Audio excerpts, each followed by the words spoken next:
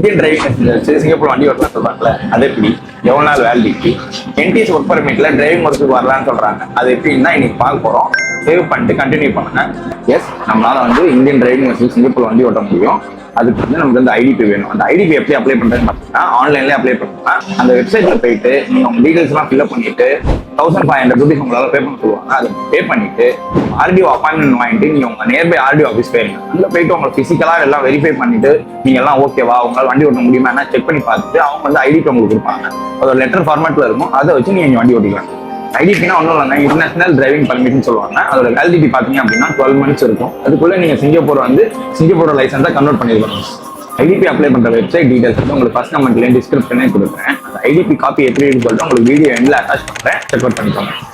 ரெண்டாவது, டிரைவிங் ஒர்க்குக்கு நீங்க வரீங்க அப்படின்னா முன்னாடி மாதிரி ஸ்கில்டு ஒர்க்கரா இருக்கணும்னாக்க உங்களுக்கு வந்து டிரைவிங் எக்ஸ்பீரியன்ஸ் இருந்தாலே போதும். அது எப்பயில இருந்து அவைலபிள்னு பாத்தீங்கன்னா 1 September 2025 இருந்து என்டிஎஸ் பர்மிட் மூலமா நீங்க வந்துக்கலாம்.